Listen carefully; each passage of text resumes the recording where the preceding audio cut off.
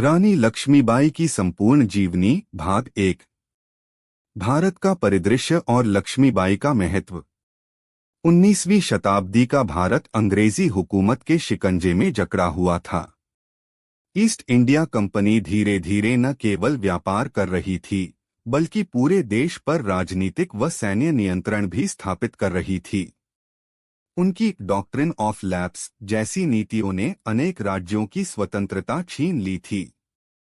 इसी दौर में कुछ ऐसे वीर योद्धा जन्मे जिन्होंने गुलामी की जंजीरों को तोड़ने के लिए अपने प्राण न्यौछावर कर दिए।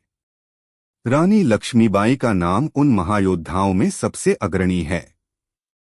कुंवर सिंह, तात्या टोपे, बेगम हजरत महल और नाना साहेब जैसे क्रांतिकारियों के बीच रानी लक्ष्मीबाई ने स्त्रियों के लिए साहस और शौर्य का एक अमर उदाहरण प्रस्तुत किया।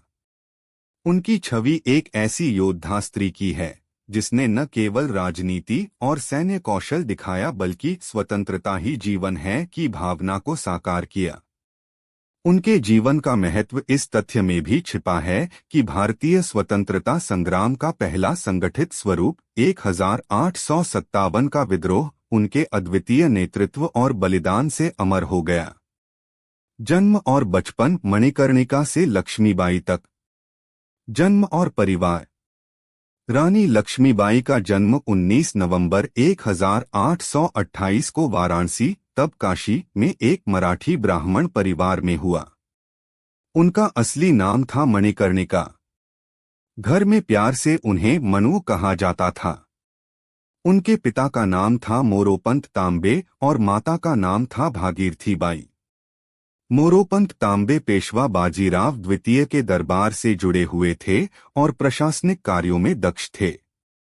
माता भागीरथी धार्मिक विचारों वाली स्नेहमयी महिला थीं। मणिकर्णिका के जन्म के कुछ वर्ष बाद ही उनकी माता का देहांत हो गया। इस दुख ने मणिकर्णिका को बचपन से ही मानसिक रूप से सुदृढ़ और आत्मनिर्भर बना दिया। शिक्षा और संस्कार। मनु का बचपन परंपरागत स्त्रियों की तरह पर्दों और घरेलू सीमाओं में नहीं बीता। मोरोपंत ने उन्हें पुत्र के समान स्वतंत्रता दी। वे वाराणसी और बाद में झांसी में रहते समय मनु को घुड़सवारी, तलवारबाजी, धनुर्विद्या और कुश्ती तक सिखाते रहे। मनु को संस्कृत, मराठी और हिंदी का अच्छा ज्ञान था।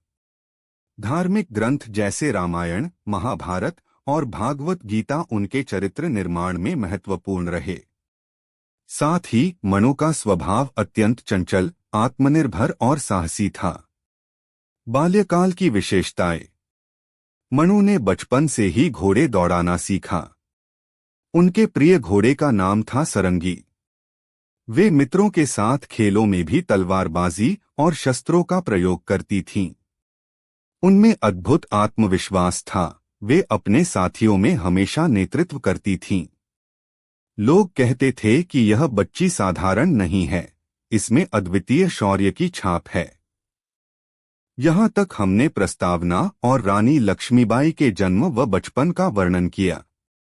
अब अगले भाग में हम लिखेंगे उनका विवाह और झांसी की रानी बनने तक की यात्रा। अंग्रेजों की नीतियां और डॉक्ट्रिन ऑफ लैप्स का असर।